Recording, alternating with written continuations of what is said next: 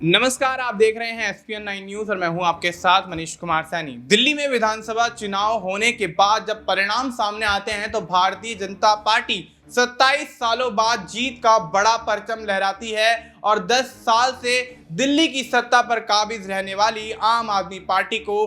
बड़ा मुकाबले में हराते हुए कहीं ना कहीं करारी शिकस्त देती है। और ऐसे में भारतीय जनता पार्टी अब सीएम चेहरे को लेकर उलझी हुई नजर आ रही है। भारतीय जनता पार्टी ने दिल्ली के अंदर 27 साल बाद सरकार तो बना ली, लेकिन सीएम चेहरे को लेकर अब तक भी फैसला नहीं हो पाया। देखा गया कि 8 फरवरी को चुनावी परिणामों की घोषणा हुई और उसके बाद आज 11 फरवरी हो जाने के बावजूद यहाँ पर जिस तरह से भारतीय जनता पार्टी यहाँ पर अपने सीएम चेहरे को लेकर असमंजस की स्थिति में उलझी हुई नजर आ रही है, तो अब ऐसे में सवाल ये उठते हैं कि क्या भारतीय जनता पार्टी के पास कोई सीएम चेहरा नहीं है। और ऐसे में विपक्ष भी भारतीय जनता पार्टी को सीएम चेहरे की घोषणा देर से करने पर घेरता हुआ नजर आ रहा है। इस मुद्दे पर विस्तार से चर्चा करेंगे हमारे सहयोगी वफा के साथ। वफा, बहुत बहुत स्वागत है आपका। वफा, किस तरह से देखते हैं, भारतीय जनता पार्टी ने जोरों शोरों से चुनाव प्रचार किया और यहां तमाम बड़ी बड़ी योजनाओं को जनता के सामने रखा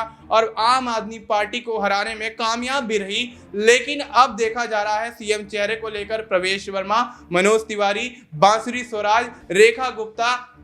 और तमाम यहाँ पर बड़े चेहरों के नाम निकलकर सामने आ रहे हैं और तो और यहाँ पर स्मृति ईरानी का भी नाम लिया जा रहा है। लेकिन क्या लगता है, क्या वाकई भारतीय जनता पार्टी सीएम चेहरे के नाम को लेकर उलझी हुई है या फिर भारतीय जनता पार्टी राजस्थान और मध्य प्रदेश की तरह ही कोई ना कोई छोटे चेहरे को यहाँ सीएम बनाती हुई नजर आएगी? देखिए, दिल्ली के अंदर भारतीय जनता पार्टी किसको सीएम बनाने वाली है, आपने बिल्कुल सही क्वेश्चन किया कि क्या मध्य प्रदेश राजस्थान की तरह ऐसा सीएम बनेगा। तो देखिए, इस बारे में सिर्फ कयास लगाए जा सकते हैं, क्योंकि भारतीय जनता पार्टी किस राजनीति को फॉलो कर रही है, किस रणनीति पे काम कर रही है, ये बिल्कुल भी समझ में नहीं आ रहा है। हालांकि अगर महाराष्ट्र की बात करें तो महाराष्ट्र में ये स्पष्ट था कि वहां पर देवेंद्र फडणवीस को ही मुख्यमंत्री बनाया जाएगा और वो बनाया। लेकिन मध्य प्रदेश, राजस्थान और छत्तीसगढ़ में जिस प्रकार से बीजेपी ने नए मुख्यमंत्री बनाए थे, उस हिसाब से अगर देखें तो दिल्ली के अंदर ये अंदाजा लगा पाना भी काफी मुश्किल है कि कौन जो है दिल्ली का सीएम होने वाला है। लेकिन एक बात तो क्लियर है कि बीजेपी दिल्ली के माध्यम से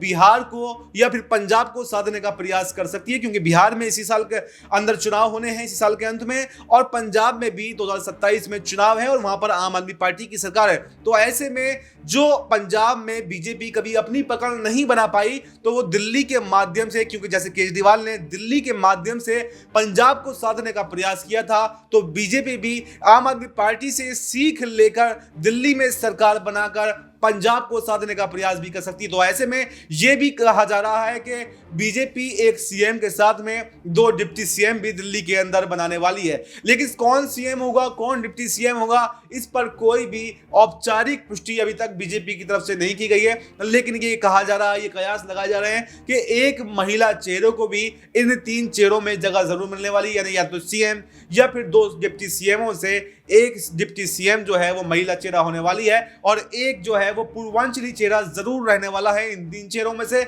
और एक जाट चेहरा हो सकता है। अगर जाट चेहरे की बात करें तो प्रवेश वर्मा का नाम सबसे आगे आता है और नई दिल्ली सीट से उन्होंने अरविंद केजरीवाल को हराया है। पूर्व मुख्यमंत्री साहिब सिंह वर्मा के बेटे हैं और जो दिल्ली का इतिहास है वो यही कहता है कि जो नई दिल्ली सीट से विधानसभा चुनाव जीतता है वो सीधा चुनाव नहीं जीतता है, विधायक नहीं बनता है, बल्कि वो सीधा मुख्यमंत्री बनता है।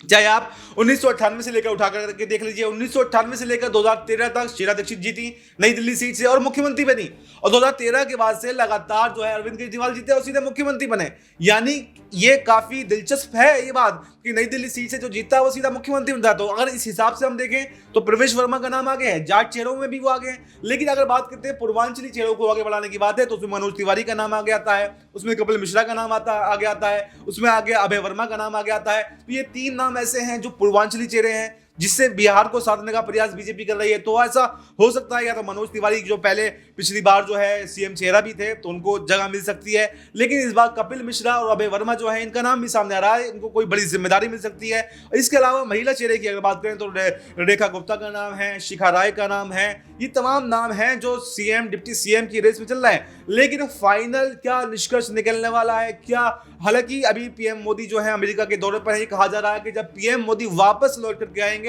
तो इस पर पूरी फाइनल मोहर लगेगी। अभी जो है कयासों का दौर है, सिर्फ ये मीटिंग चल रही है, तमाम मीटिंगें हो रही हैं, बीजेपी तमाम तरीके देख रही है। अभी बीजेपी 48 सीटों पर भी संतुष्ट नहीं है, बल्कि वो ये समीक्षा कर रही है कि आखिर हम 22 सीटें हारे तो हारे क्यों। यानी आप देख सकते हैं कि बीजेपी का जो मनोबल है वो किस तरह से बढ़ता हुआ दिखाई दे रहा है। यानी अब सीएम कौन होगा ये तो आने वाला वक्त ही बताएगा, लेकिन कयासों के दौर पर हम ये कह सकते हैं कि प्रवेश वर्मा भी कहीं ना कहीं रेस में है और एक महिला सीएम या डिप्टी सीएम दिल्ली के अंदर जरूर देखने को मिल सकता है। जी बिल्कुल। तो ऐसे में अब यहाँ पर 3 बड़े चेहरों के ऊपर यहाँ पर चर्चा होती हुई नजर आई है। यूं कहें कि 3 पदों के ऊपर यहाँ पर चर्चा होती हुई नजर आई, एक सीएम पद और 2 उप मुख्यमंत्री पद के जो दावेदार रहेंगे उनको लेकर चर्चाएं यहाँ पर तेज हो रही हैं। और देखा जा रहा है जिस तरह से भारतीय जनता पार्टी ने तमाम राज्यों में अपनी राजनीति के तहत एक सीएम और 2 डिप्टी सीएम का बड़ा पेच फंसाया है, वही पेच अब दिल्ली की राजनीति में फंसता हुआ नजर आ रहा है। लेकिन देखा जा रहा है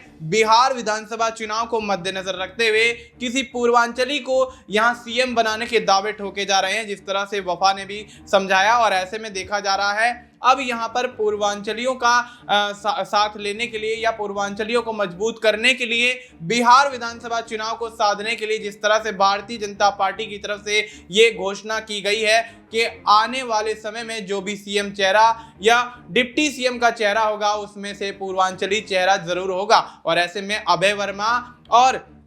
यहाँ पर देखा जा रहा है और तमाम नाम जो है वो निकलकर सामने आ रहे हैं। मनोज तिवारी का नाम निकलकर सामने आ रहा है और कपिल मिश्रा का नाम निकलकर सामने आ रहा है। तो तमाम जो चीजें हैं उनको ध्यान में रखते हुए भारतीय जनता पार्टी सोच समझ के इस मामले को लेकर फैसला कर रही है। और ऐसे में जिस तरह से यहाँ पर समीक्षा बैठक जो भारतीय जनता पार्टी की तरफ से की जा रही है, विधानसभा चुनाव में जो 22 सीटें भारतीय जनता पार्टी के हाथ से निकल गई, जो कि आम आदमी पार्टी के पाले में चली गई, उनको लेकर अब भारतीय जनता पार्टी के अंदर उधेड़-बुन की स्थिति दिखाई दे रही है। और इस पर यहाँ पर एक छोटा सा सवाल लेना चाहेंगे वफा से। वफा, क्या लगता है क्या वाकई भारतीय जनता पार्टी ने इतनी बड़ी जीत का सपना देख रखा था, इतना कॉन्फिडेंट भारतीय जनता पार्टी थी विधानसभा चुनाव को लेकर कि वो दिल्ली की 70 की 70 सीटों पर जीत दर्ज कर सकती थी? और ऐसे में 22 सीटों पर आम आदमी पार्टी का जीतना कहीं ना कहीं भारतीय जनता पार्टी के लिए खलता हुआ नजर आ रहा है। देखिए, बिल्कुल बीजेपी जिस हिसाब से समीक्षा बैठक कर रही कि आखिर हम 22 सीटों पर कैसे हारे, तो मुझे लगता है उन्होंने टारगेट तो इस बार यही दे रखा था कि 70 में से 70 सीटें जीतनी है,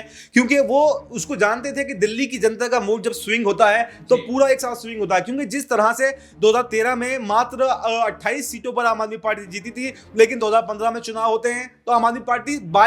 28 से सीधे 67 सीटों पर पहुंच जाती है, यानी कि एकदम सिर्फ 3 सीटें कम। और उसके बाद में 2020 में आपने देखा कि 62 सीटों पर जीतती है, यानी कि ये इतिहास की, दिल्ली के इतिहास की और शायद पूरे देश के इतिहास की किसी विधानसभा चुनाव में आम आदमी पार्टी की सबसे बड़ी जीत थी। तो यही आम आदमी पार्टी से सीख लेकर बीजेपी इस बार 70 की 70 सीटों को टारगेट कर रही थी और उसका मानना यह था कि 70 अगर नहीं तो कम से कम 67 सीटें जो आम आदमी पार्टी ने 2015 में जीती थी, अगर आम आदमी पार्टी जीत सकती है तो फिर बीजेपी क्यों नहीं जीत सकती है? क्योंकि बीजेपी के पास इस स्टार प्रचारकों की एक लंबी लिस्ट है। मोदी जी जैसा चेहरा है, अमित शाह जैसा रणनीतिकार है। तमाम अगर तरीकों से देखें तो आम आदमी पार्टी से कहीं ज्यादा मजबूत स्थिति में बीजेपी है। तो जब आम आदमी पार्टी 2015 में 67 सीटें हासिल कर सकती है तो फिर बीजेपी ये सपना क्यों नहीं देख सकती कि वो 70 में से 70 सीटें दे सकती है? तो मैं ये कह सकता हूं कि 22 सीटों पर जो ये हार यहां पर बीजेपी की हुई है और जो समीक्षा बैठक की जा रही है, इसको देखते हुए ये कहा जा सकता है कि बिल्कुल बीजेपी ये सोच रही थी कि दिल्ली में इस बार क्लीन स्वीप करना है और अरविंद केजरीवाल का, आम आदमी पार्टी का दिल्ली से सफाया करना है। जी बिल्कुल। तो ऐसे में समीक्षा बैठक को देखते हुए, भारतीय जनता पार्टी के बीच चल रही चर्चाओं को देखते हुए यही कहा जा सकता है कि भारतीय जनता पार्टी का जो कॉन्फिडेंस था वो एकदम 100% का था। और ऐसे में 100% रिजल्ट ना आने के कारण जिस तरह से भारतीय जनता पार्टी ने अपने तमाम विधायकों की जो बड़ी बैठक बुलाई है और जो विधायक प्रत्याशी हार गए हैं उनको भी बैठक में शामिल किए गए, तो इस समय ये कहा जा सकता है कि भारतीय जनता पार्टी ने ये बहुत बड़ा सपना दिल्ली में 27 साल बाद वापसी का देख रखा था। और लेकिन जिस तरह से ये सपना पूरा होता हुआ नजर आया उससे आम आदमी पार्टी को दिल्ली में बड़ा झटका तो लगा, लेकिन अब देखना यही होगा कि आगे की रणनीति और सीएम और डिप्टी सीएम के चेहरे को लेकर भारतीय जनता पार्टी के आला कमान किस तरह से फैसला लेते हैं और किस तरह से घोषणा की जाती है। फिलहाल आपको इस मुद्दे पर क्या कुछ लगता है, आप अपनी राय हमें कमेंट करके बता सकते हैं। बाकी देश और दुनिया से जुड़ी तमाम जानकारी के लिए आप देखते रहिए SPN9 न्यूज़।